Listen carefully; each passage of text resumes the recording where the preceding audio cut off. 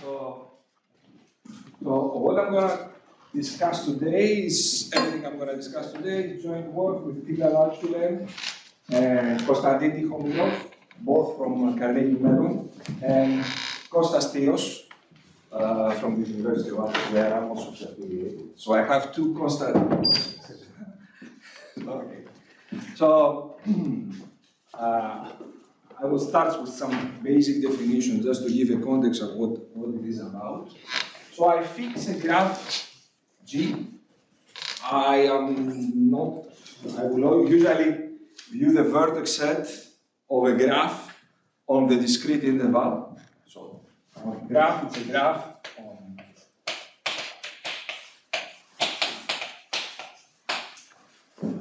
on the discrete interval.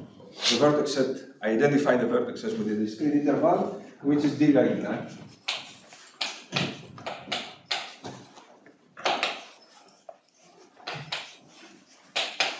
So bigger than D.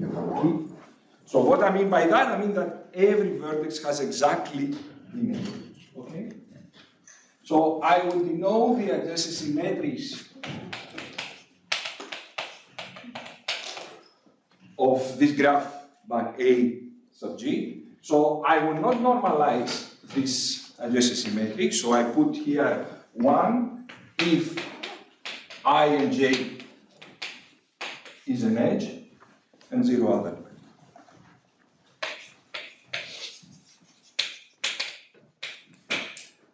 Okay, so this matrix is symmetric.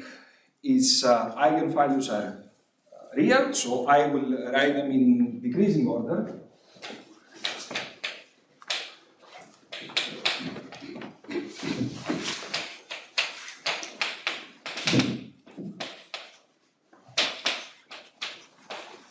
And because the graph is irregular, the largest eigenvalue is D.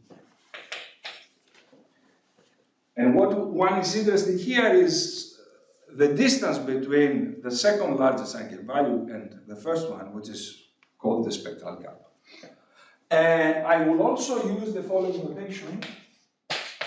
So lambda of G is just the maximum, the absolute value, the maximum of the absolute values of the rest, all apart from the first one.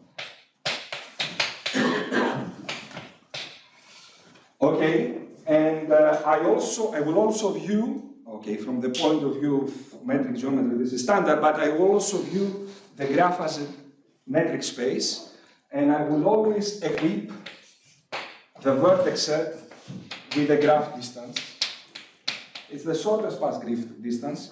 So I am implicitly assuming that the graph is connected, okay? So if there are more than one connected components, just put infinity.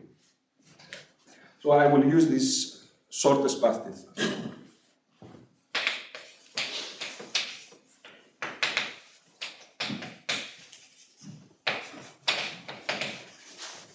Okay, so there is an alternative way of defining the spectral gap, okay, and this is via Poincaré inequality. So the constant, it's not the reciprocal of the spectral gap, actually modulo a constant, because I'm not normalizing my graph. So the reciprocal of the spectral gap multiplied by d over 2 is the best gamma, positive constant gamma, so that for any function from the vertex set to the reals, the following holds.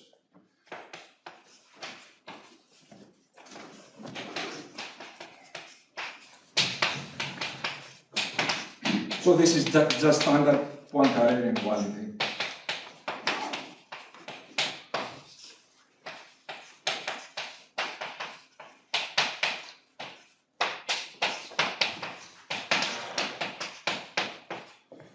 Okay, so this is the standard Poincaré inequality. On one side, I average over points in the vertex set, in the other side, I average over edges.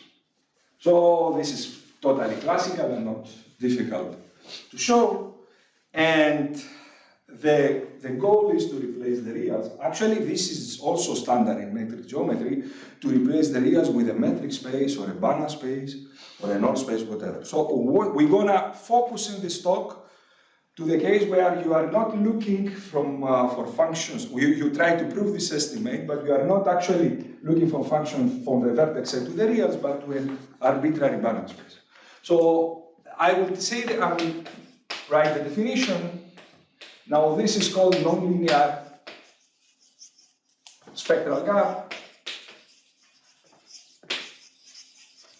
It's a little bit misleading in the sense that there is nothing spectral in this definition. So, okay. The motivation is spectral, okay. So fix some irregular graph, some Nord space, and some exponent. Here we're using 2, but it makes sense to look at other exponents. And define gamma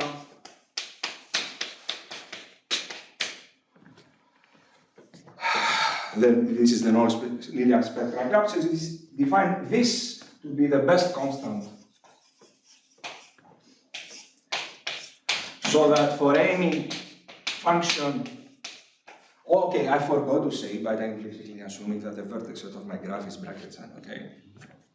So to my Banach space, we have, okay, it's trivial to generalize in the setting. You replace this thing, the distance, with the distance in your space, and the exponent 2 with the exponent p, okay? So I will write it down. So you average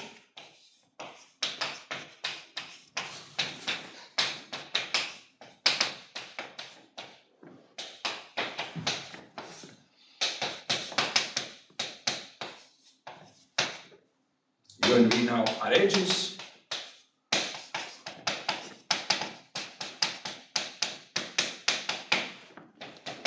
and I'm putting the substrate x just to remind us that we're referring to the space x, okay? Now, is this related to the notion of super-expanders? Yes, yes. When X is a uniformly convex Banach space, and a graph, or if you want a sequence of graphs that satisfy this property for every uniformly Banach space, it's called a super-expanding sequence. So the goal here is, of course, to estimate this constant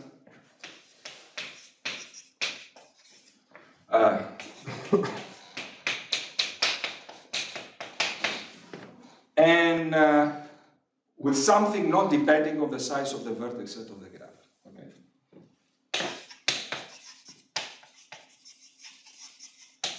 Independent.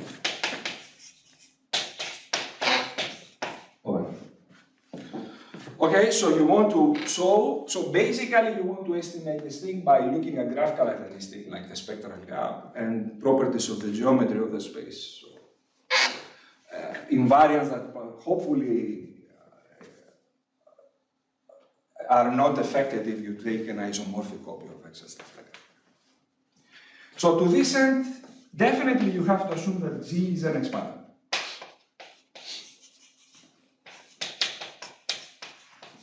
Okay, what it means it is an expander, it means that there is non-trivial spectral gap. So there are various equivalent forms of measuring expansion. Now, definitely if you want to have some non-trivial estimate, you have to assume that G is an expander. The reason is simple, because R embeds G to exponent X. Okay. So there's nothing deep here. There is also more standard observation, and this is related to which should be the geometry of X. So X should not contain copies. Okay, I have to be, okay. When we say copies, we mean isomorphic copies with a universal constant, okay. Copies of L infinity Ks of large dimension. Why so? So suppose that X contain larger and larger copies of L infinity Ls, okay? So your graph is on a finite vertex set. So definitely if K is large enough, you can find an isometric copy or almost isometric copy of your graph as a metric space into any infinity. So you could make this function f here to be an isometry or almost isometry between the graph as a metric space and your space. So at least for exponent p, what you have here on this side, in here you have the average distances in the graph, and this is of order log n. And in here you have the average distance over edges. This is of order 1, so this has to blow up. Okay? So, yes. Should not. Should not, yes. Thank you. Thank you very much. So, these are more or less the obvious obstacles for having an estimate, a non-trivial estimate. And basically it is conjectured that these are the only one. Okay, I will write down the problem.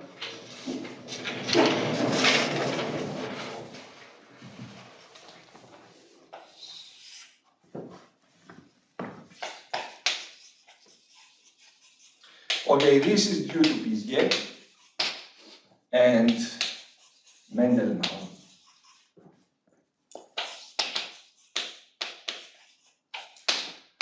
Is it true that every regular expanded graph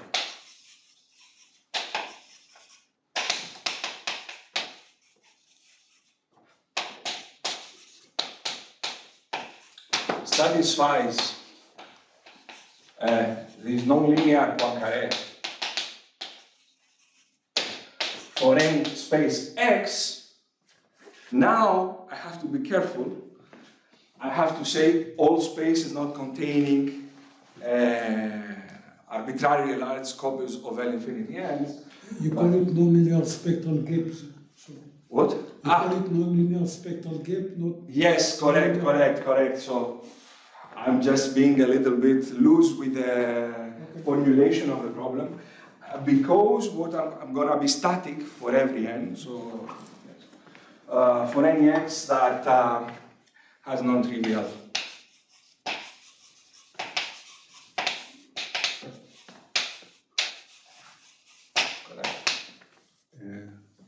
And I will just remind you, yes?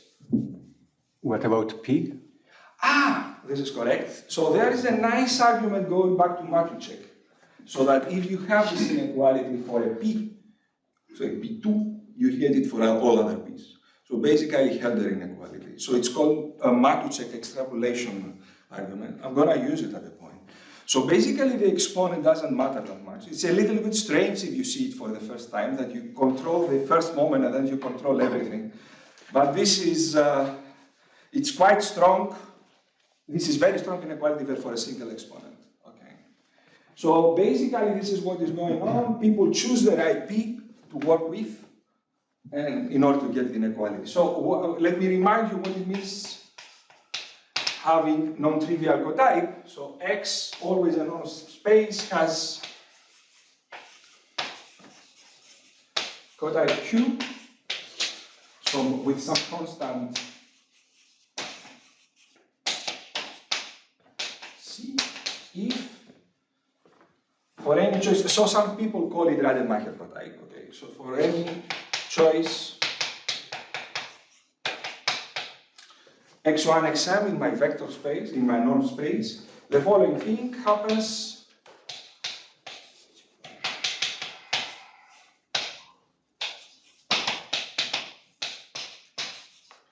Okay, if I take, let me write the inequality and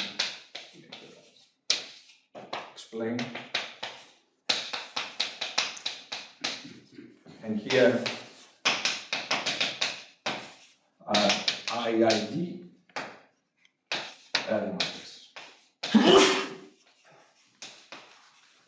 Okay. Okay. Can you repeat the problem? Yes. The problem says the following.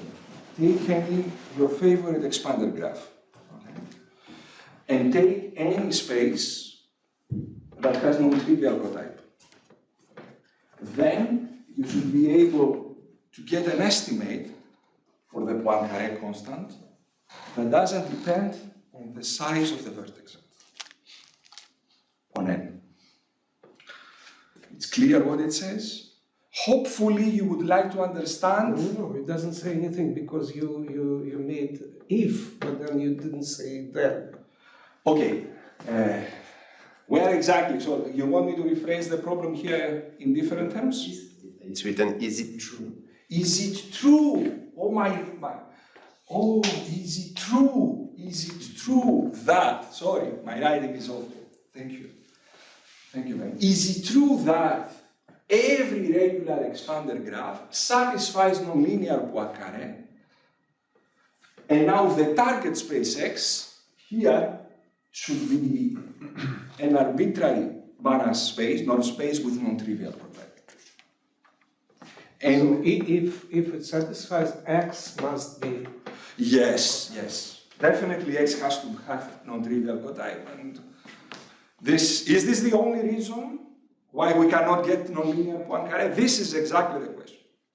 So as formulated, okay, there are other versions of the problem when you restrict to spaces which are uniformly convex, and this is the notion of a super expander. So what is known about this problem? Okay. Okay, as it is stated, is open. We don't even know a single sequence of expanded graphs which satisfy nonlinear Poincaré for any space X. Also, I think I don't have enough time to discuss a little bit the possible applications of this particular estimate and why people care about that.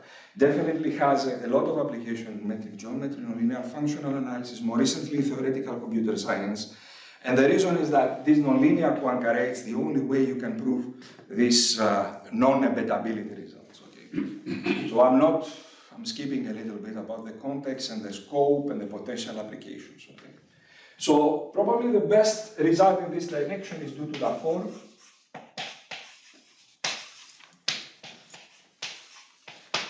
who showed that there exists a sequence of 3 regular graphs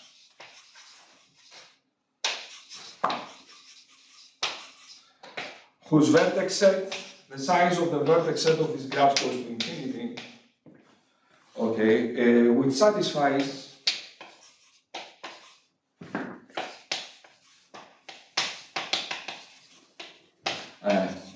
nonlinear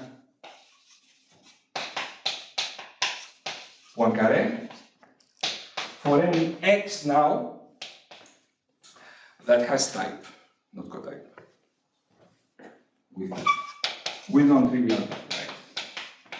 So his construction was using algebraic methods. So the target space here is not supposed to have cotype, but type. And different proofs, constructions, alternative constructions of graphs like that were given by Mendel and Naor. So their construction was completely different and used the zigzag product. It's a combinatorial construction. And a more recent one, Delat, Delasat.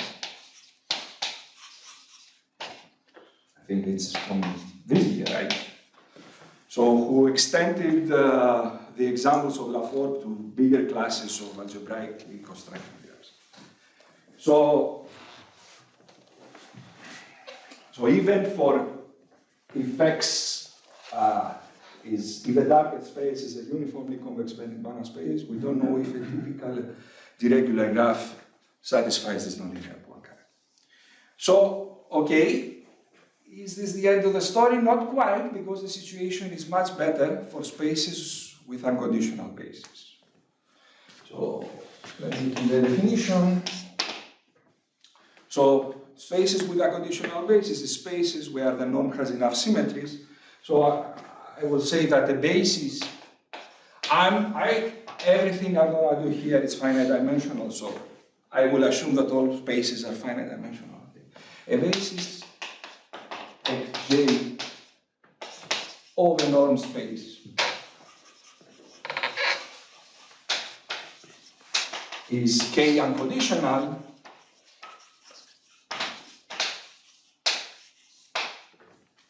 so k is a constant bigger than 1, if for any choice of scalars, if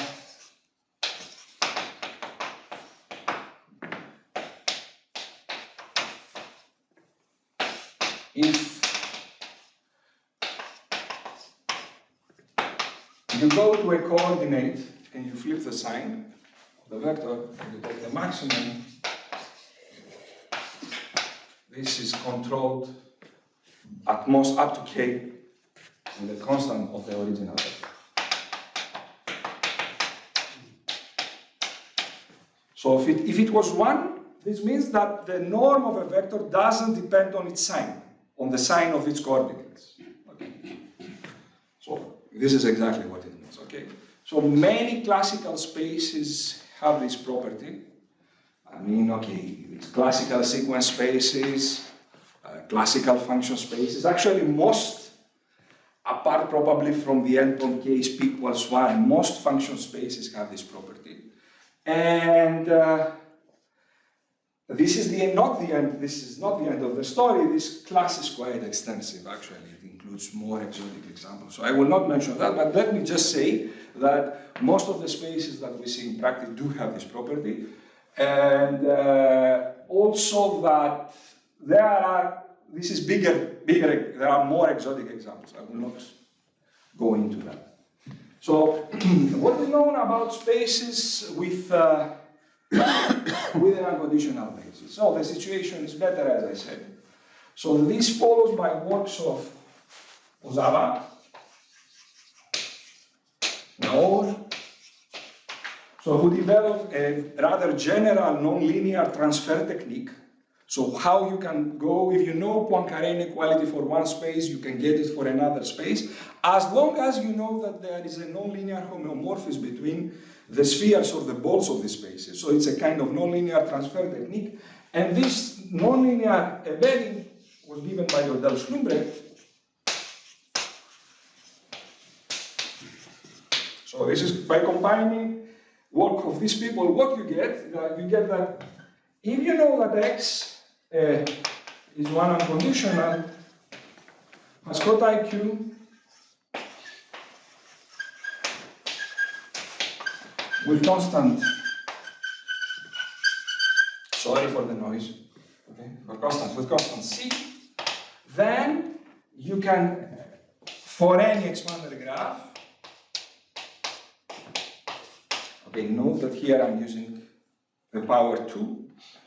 This is less than some universal constant, okay? So it's QC, Q is the cotype, C is the constant of the cotype, to the cotype. So it's super exponential in Q. This constant, so everything can be made explicit, right? Okay. Times the spectral gap to some power to the power. And if x is one unconditional and is what is called Q concave with constant 1, I will not quite mention, so Q concave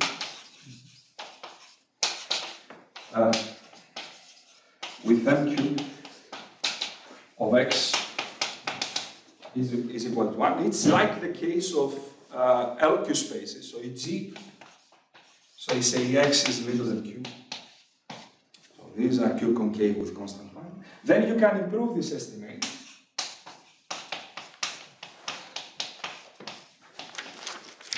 So again, there is a constant, it's 2 to the Q times the same quantity.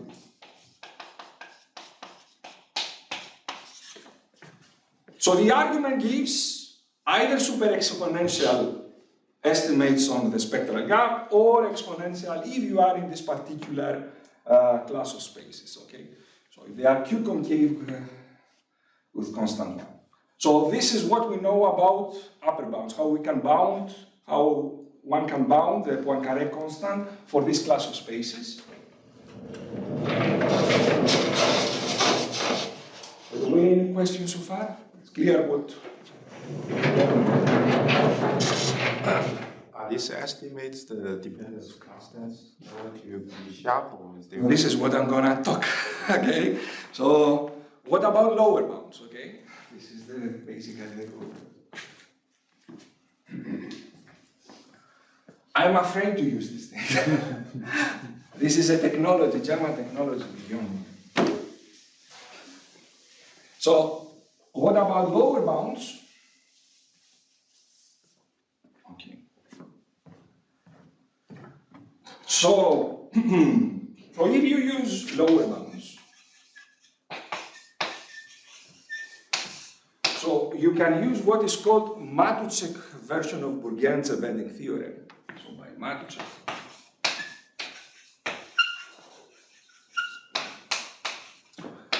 You can show that if you take any connected graph G, irregular, any irregular connected, and any Q bigger than 2, and you look at the, and then you say P bigger than 1, so the Poincaré constant of little l q to the power P is bigger with something depending possibly on P and on D, Q to the P. So for instance, for P equals 1, you get that the dependence on Q is linear. Okay. For P equals 2, it's quadratic.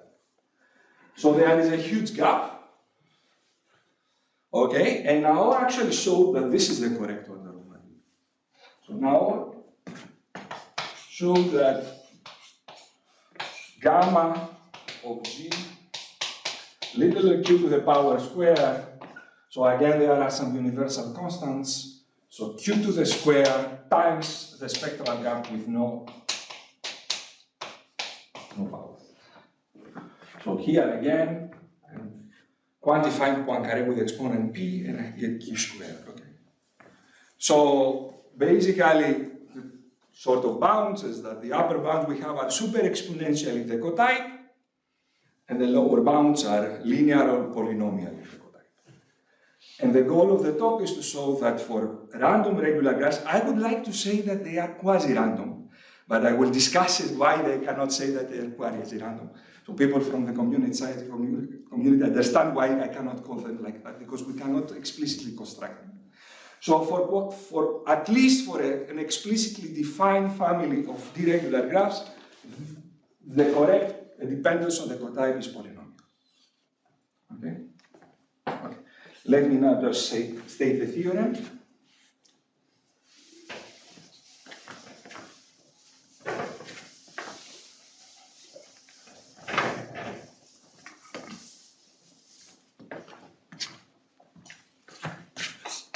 Okay, this is our basic result. So this is with isophones, okay? So fix,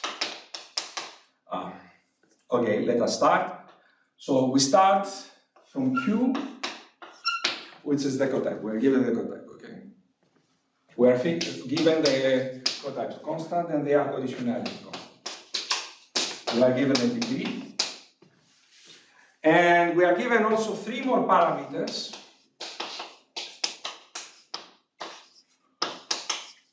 That I'm going to discuss about them later. And we set gamma, something there is a hidden universal constant, it's quite explicit, something which is q to the 10, c to the power 3, k to the square, times dl over a alpha epsilon to some power, say 25. Okay, so this is spoiler alert. This we're gonna be, see that what we have in the parentheses will be something like d to the o log d. So this is basically a constant. Okay. So this depends polynomially on all the rest of parameters, and if the degree of my should be bigger than 3. Okay. In these fixed, this is a constant. Okay. So let G be any d-regular graph. Okay, that satisfies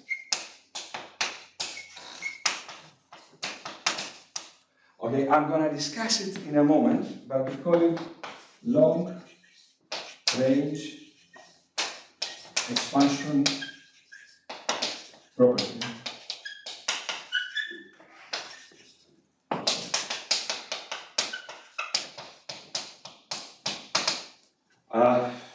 It is a deterministic combinatorial property of the regular graphs. Okay?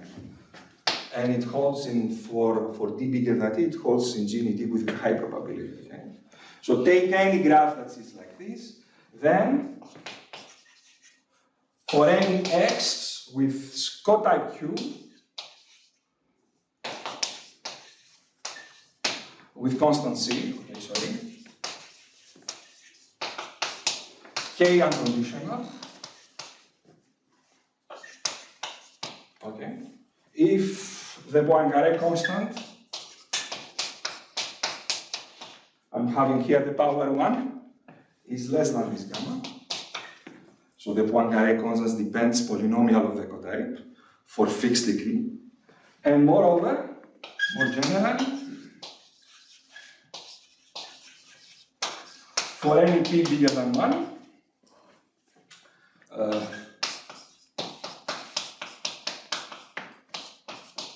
it's less than p to the gamma to the p.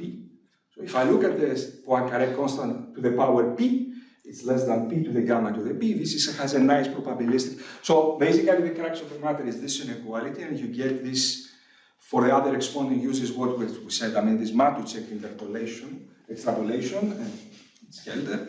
And this thing has a nice probabilistic interpretation. It says that Lipschitz functions from the vertex set of an expander to a space with non-trivial cotype and unconditional basis are necessarily C1 with C1 constant that depends polynomially on the cotype. So it has this probabilistic interpretation, this particular estimate. Okay? So, but we will basically concentrate on this thing. Okay? So this more or less you get it. So, first of all, it's probably good time to ask if there are any questions now.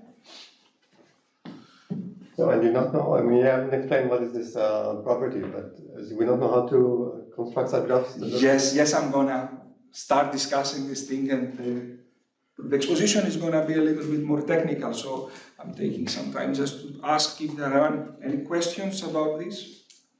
It's clear which is the problem, first of all. And it's clear, yes? Maybe I have a question there. So, what is the reason why you have a better Here and here. Yeah. Between these two? Where? Because you have a better estimate on the measurements. So you mean the discrepancy here and Yeah. here? Oh, okay. So this is, they have to renorm, and this goes back to Finkel and Johnson. So you have to make a renorming in the middle of their argument to make the concavity constant 1, and this goes all the way down to the argument. So because if you know that you have cotype, and so usually if you go with interpolation, complex interpolation, this Calton's approach, so basically they start with a space that has modulus of smoothness of power 2 and Q convexity constant 1.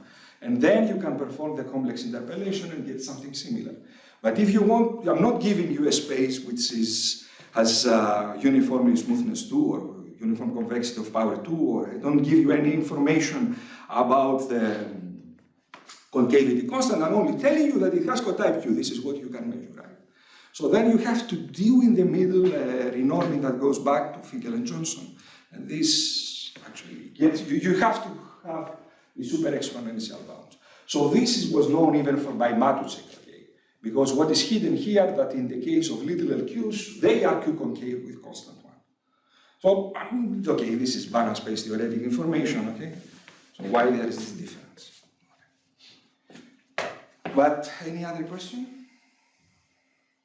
Okay. Now I'm gonna concentrate on what is these graphs which have this long range expansion, blah, blah, blah.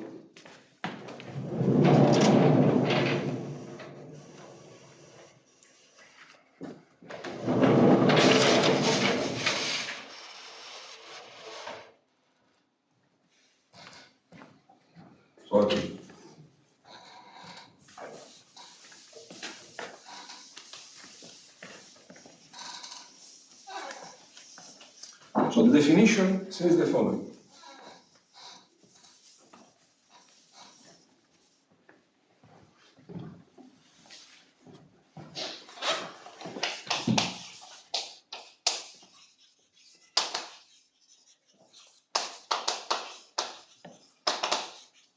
Okay, thick Z, some irregular on right hand, and fix some parameters alpha, epsilon, and alpha.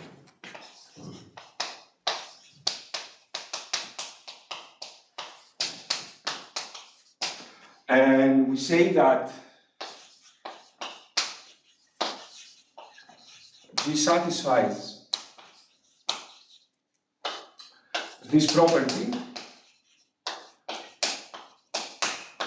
okay, if two things happen. Part A. So the first property is rather easy to understand. It's a Verten expansion property that is rather strong, but I will explain what I mean. So take any non-empty subset of the vertices and take some scale, some L bigger than, integer bigger than 0, and do the following. Look at the cardinality of the ball, so the L expansion of the set S. So this is what? This is the set of vertices which are at distance at most L from S. Okay? Now this is bigger than the minimum, so 3n over 4, so either this ball is pretty large, or else it is at least alpha, this parameter, cardinality of L times d minus 1 to the power n. So this is like lossless expansion? Yes, correct, you know, thank you. So, but this is not quite the same. So, okay. What it says that if you look at balls, certain from a vertex, it grows like a tree, isomorphically like a tree, up to the point, so this is the scaling parameter, up to the point where it actually covers almost all the space. The difference with lossless expansion is that you look at scales at L equals 1, and you look for sets S that have cardinality at most epsilon n. So, thank you for your question. It's a stronger form of lossless expansion. Basically, what we can show is the following. Okay, I will explain better later on the connection. Okay, so this is definitely a form of, quite clear that it is a form of vertex expansion. It is very much related with lossless expansion and stuff like that. So it's clear what it says. So you start with a vertex and you look at the balls of size L, and their size are modulo universal constant to the size of what you see if you live in a tree. Okay, so you don't lose. Definitely you cannot assume that the sizes are exactly like in the case of trees. So for random graphs, just to give you some information, most vertices, the balls do look like trees, but when L is supposed to be rather small, right? Up to the point where the size of the ball is polynomial in E to some power alpha less than 1. And there are also exceptional balls. These are known to have very few, you know that for random graphs, these exceptional balls have what is called XS1, but whatever, I mean. So the second problem. Okay. Now I'm also taking some subset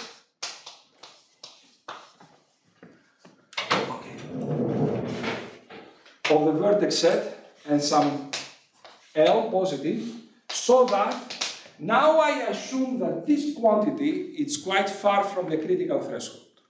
So it's A cardinality to the L minus 1 is less than 3 on number. So these balls are not big enough, so they are relatively small, okay? So notice that here we don't see the parameter epsilon. So it comes up in part. So what it says, so define, okay, I will probably need to erase this part in order to draw a picture. You don't mind? Oh, you are writing? It's okay if I erase this part to draw some picture, right? Just this one.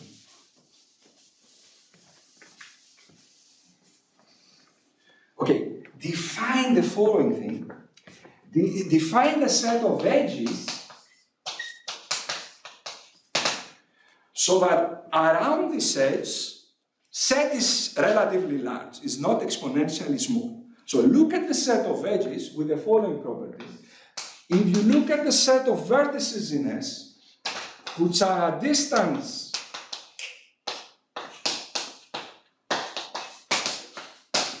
at most L minus 1 from the edge, this is bigger L, so it's a constant, times d minus 1 minus epsilon to the L minus 1. So to the power L, sorry. Okay? So let me draw a picture. So you have here an edge, and you look at the ball center of, at this edge of radius L minus 1. So this means that you take the two endpoints of the edge and you look at the ball of radius L minus 1. Okay?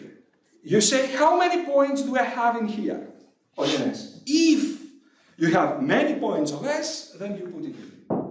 And many points means that you are above this exponential threshold. So this is what you do. You scan with edges and where you are big enough. Okay. Now the conclusion is then there exists at least one vertex W in S which is isolated from T. Which, so that if you count the set of edges in T which are a distance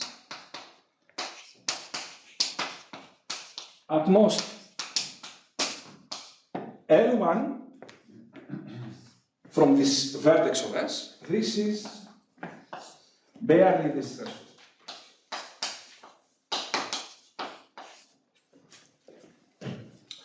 So, if you were in a tree, I will try to explain what happens if you were in a tree. Of course, you are not in a tree. Locally, you are in a tree.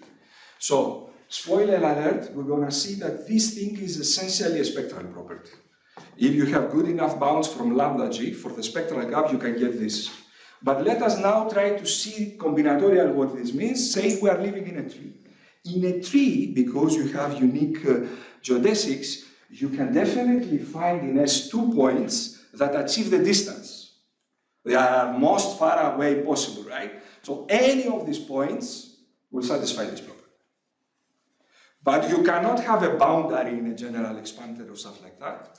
So the key is that this actually, we will see in a moment, that this looks more scary or more difficult to digest at first sight, but it is easier to achieve and to construct. Okay?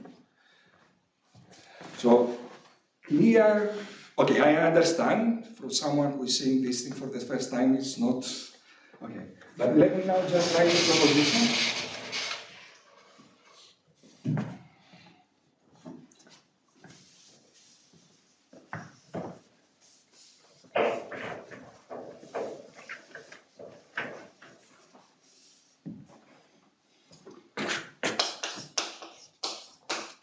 Okay. Fix any d bigger than 10, any integer d bigger than 10, and set. So alpha of d is something like d to log d, 1 over d to the log d, epsilon equals 1, and L is equals L of d equals a to the minus 1. So it's d to the log d. So you see that we are back. I don't know if I erase it. So this thing in the parentheses is just d to the log d. Right?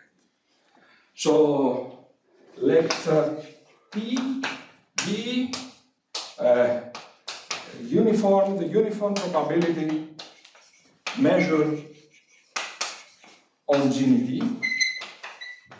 So this is the set of all D regular graphs on n vertices.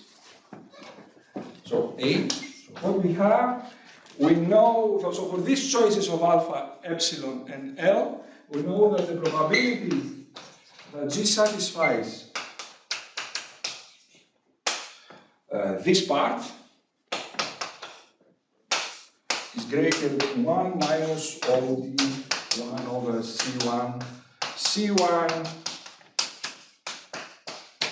it's a universal constant. So you satisfy this thing with high probability. So just to say a couple of things, how you prove it. So you go to the configuration model. So you go to the configuration model, you make a breadth search from S, you do the union bound, you can actually get very good expansion up to a certain point, which is very small, but after that you are happy because Zigler's inequality kicks in and you can get it with, so this is the part. Up to a certain point, you mean up to a certain L? Up to some sets S and L whose size, so would satisfy, let me show where it is. So up to the point where this thing, it's some eta prime, eta times n, where eta is very small. So after that, you can just use Zigler's inequality. So B is deterministic. So it says that if G is any deterministic, okay? D regular graph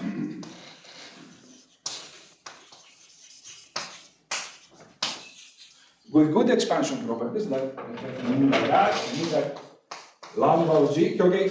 Remember, so I erased it, okay? So lambda of G is what is the maximum, the absolute values of all the eigenvalues apart from the biggest one, which we know it's D. So if it is less than 2 times square root of D minus 1, so this is the allopapona barrier, so every graph, no matter what, will have this parameter bigger than 1, and there is room here, so it's square root of D minus 1 over 3. So if you are just a little bit above, then G satisfies where is that number?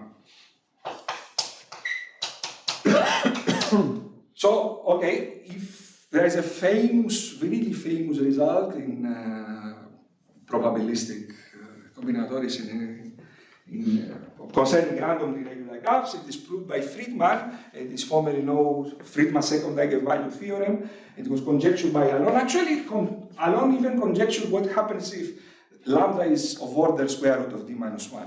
So in any case, Friedman's result says that if you fix your favor gamma as small as you wish, and you look at the set of all graphs whose lambda is at most 2 times the square root of D minus 1 plus gamma, this is satisfied with high probability. So this, by Friedman,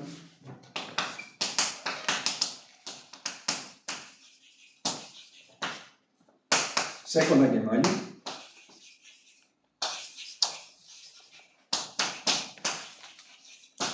theorem, we get that the probability that G satisfies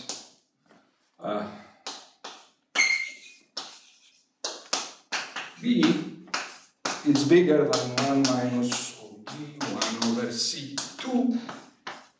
C2 is C2 of D. So combining these two, what you get that random irregular graph for D bigger than 10 definitely satisfies this. Okay? With high probability. Now there is a question that begs to be answered. Can we actually find this sort of examples? Okay, so and now, before I continue a little bit about the proof, I hope I have 10 minutes or something, 5 minutes? 5 minutes, great. So let me just say the following, that if you take any Ramanujan graph, it definitely satisfies this, and there are plenty of them. The problem is that, how we verify this? It's a famous question in the theoretical computer science community of constructing loserless expanders. And people there in this community have developed the zigzag product in order to construct, which is quite active, but the matter is quite tricky because you already know that there are Ramanujan graphs of logarithmic girth which fail to be lossless expanders. So it's a folklore conjecture that the Lubetsky, Sarnak, these sort of graphs should be lossless expanders. Probably this sort of graph should also satisfy this, but everything is conjectural. Okay? This is about constructing things, okay? Okay, so let me just... So any questions so far? Okay.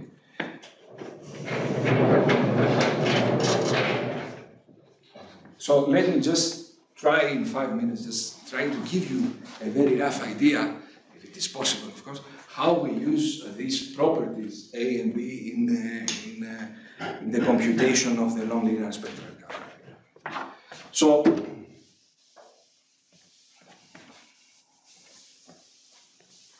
if you want, basically, the most nicest thing that we say is that nonlinear spectral graphs are not only spectral but also further expansion Pandelis Dodos. This is the so okay. So the first thing is that to reduce the Poincaré, the validity of the Poincaré equality, we do it for constant p equals 1 to functions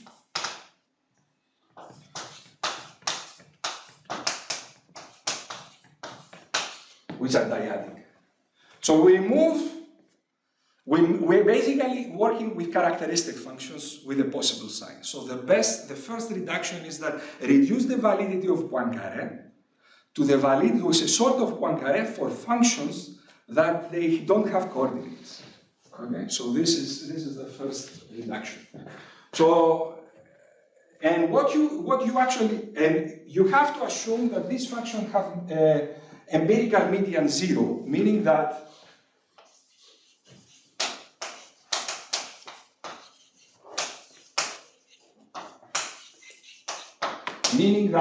if you fix any coordinate, okay, this is standard reduction, okay. So this is this sort of not the reduction but the hypothesis. So for if you fix any coordinate j and you look at the set those vertices so that the value of f of v at the jth coordinate is 1 and corresponding set where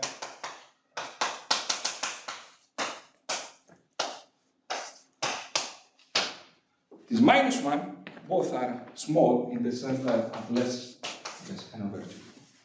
So you cannot have a coordinate where for many vertices in the jth coordinate you have many 1s or many -1s. Okay. Okay, here. No, so where's j? Okay, yeah. Yes. So you have to show that for any function that it is basically dyadic and it has 0 empirical median, the following holds.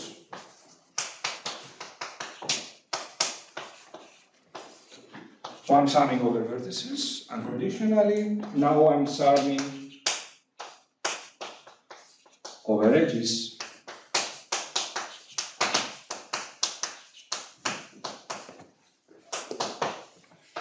So you want to prove this for this sort of vectors, for this sort of embeddings. And the idea is to look at this particular inequality coordinate. So basically, you fix a coordinate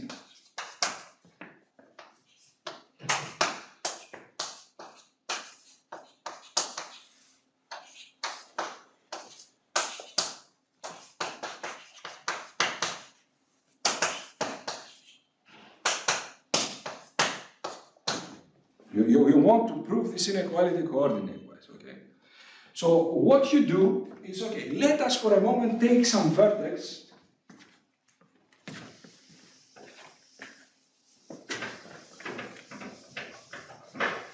So your Banach space has a basis, right? And What? your Banach space X has a basis. Yes, it's archaic with a basis. Okay. And everything is good. Okay, Okay, so we fix, so let some v, and you know that the j coordinate of f of v is 1. Okay? And what you want, because you have this thing in this side, you want to find definitely many edges where you have this discrepancy will compensate this particular one. So let us try to assume, okay, we take this v, okay, and we look at its ball of radius 1. Let us assume that there is no edge in this ball where you have discrepancy, meaning that this difference is non-zero, because if it is non-zero, it will be at least 1. Okay? So if you cannot find it, this means that in this ball, for all vertices in this ball, f is constant, it's equal to 1. And then, okay, you go to a bigger ball. You do the same. Continue, continue, continue, continue. Up to a certain point, because you have property A, this ball will be very large, and definitely because you have assumed that, this cannot happen. So where you use this property A, it's to show that if you take any vertex set where you have 1, so this is something that you sum in this part of the inequality, you can find some scale so that if you look at this set, which are the set of edges which are at distance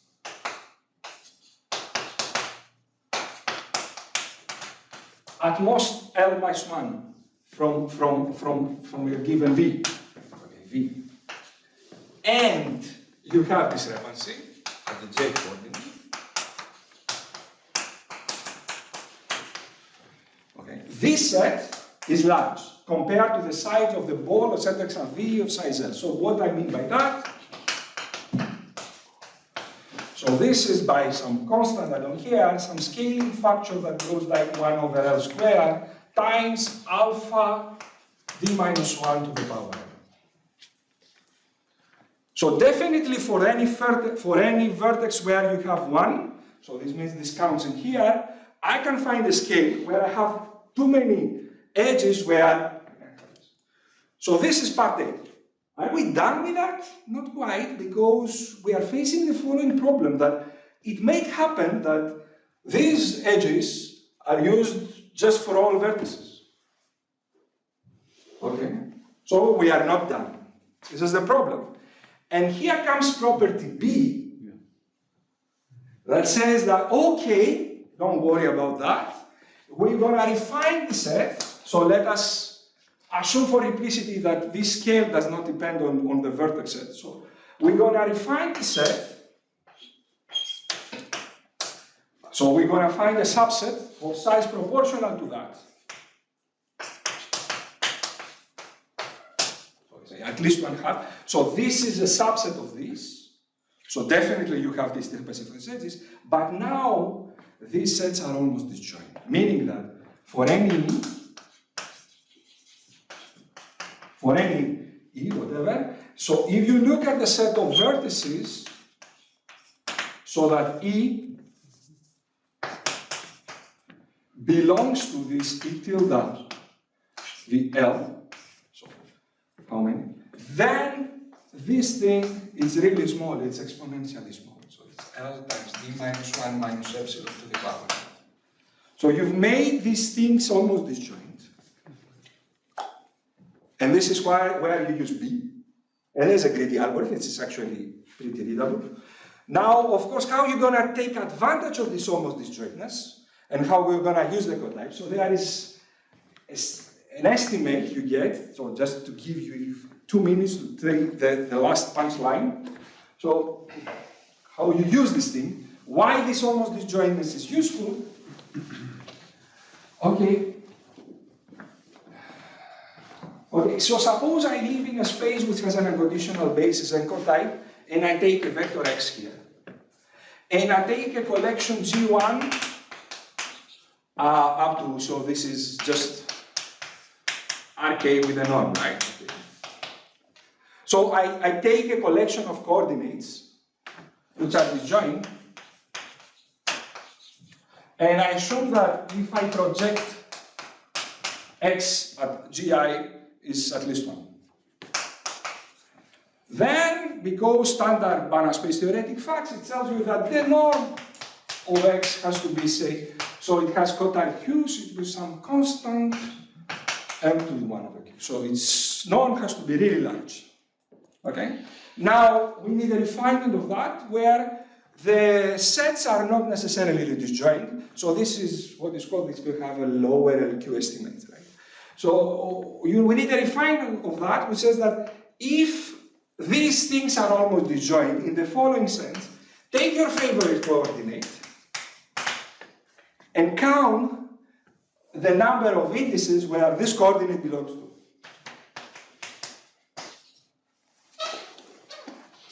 And take fix, fix j, so for any j,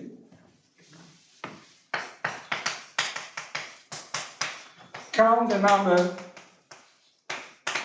of sets where this coordinate belongs to, and assume that this is less than delta m. So they are not disjoint, they are almost disjoint. Then the conclusion is, use again the same hypothesis. Then the conclusion is that x has not something.